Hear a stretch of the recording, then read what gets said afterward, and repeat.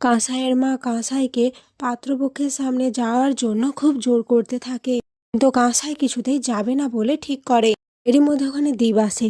কাঁসাই বলে, দাদা ভাই, তুই অন্তত আমাকে বুঝবি, এটা আমি আশা করেছিলাম, কিন্তু না, তুইও আমাকে বুঝলি না। দীপ বলে, আমরা জানি তুই কাউকে ভালোবাসিস, কিন্তু তুই যদি না তার নাম বলিস তাহলে সে কেমন পুরুষ, আমরা কিভাবে বুঝবো সেই ছেলে ভালো না খারাপ?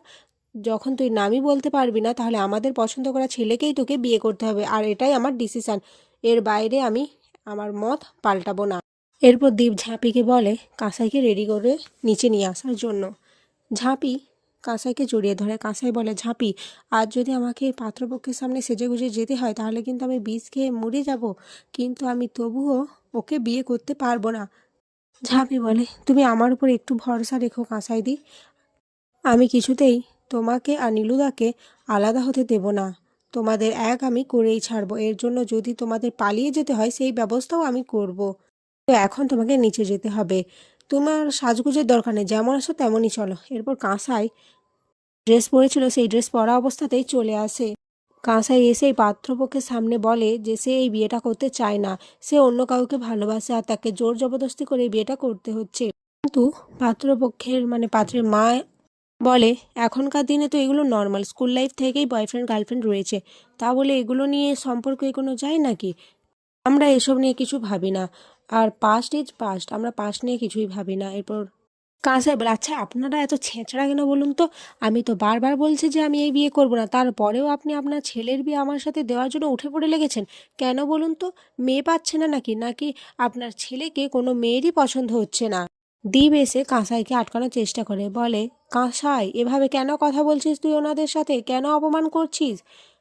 কাঁসাই বলে, থাম দাদা ভাই থাম, তোর অনেক জ্ঞানের বাণী আমি শুনেছি, যেখানে নিজের বোনের প্রতি তুই অবিচার করছিস সেখানে তুই এত বড় বড় বাতেলা আমাকে দিতে আসিস না।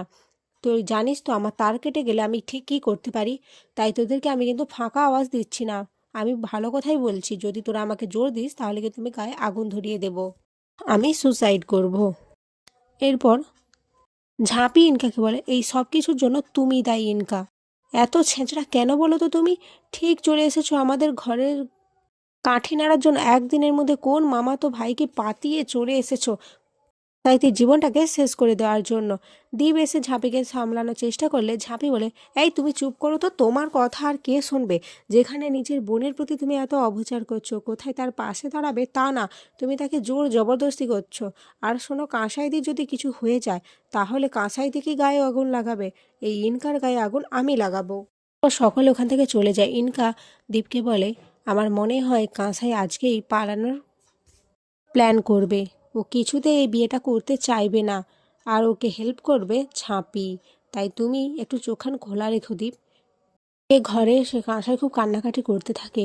ঝাঁপি কাঁসাইকে বলে, এত কিছু ভাবতে না, সে যে করে হোক নীলুকে আর তাকে এক করেই ছাড়বে, দরকার পড়লে সে কাঁসাইকে আজ রাতেই পালানোর ব্যবস্থা করে দেবে, আর এই বর্ধমান থেকে দূরে কোথাও পাঠিয়ে দেবে।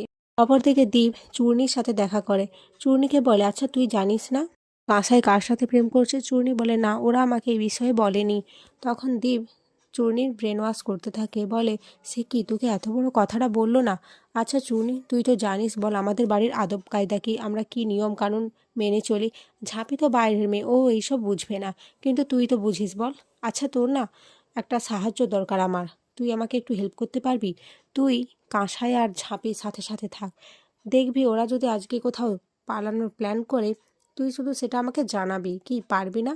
আগামী পর্বে দেখা যায় কাঁসাই আর ঝাঁপি রাতের অন্ধকারে পালানোর চেষ্টা করে, আর তখনই ঘরে দেখে কাঁসাইয়ের মা রান্নাঘর থেকে আসছে।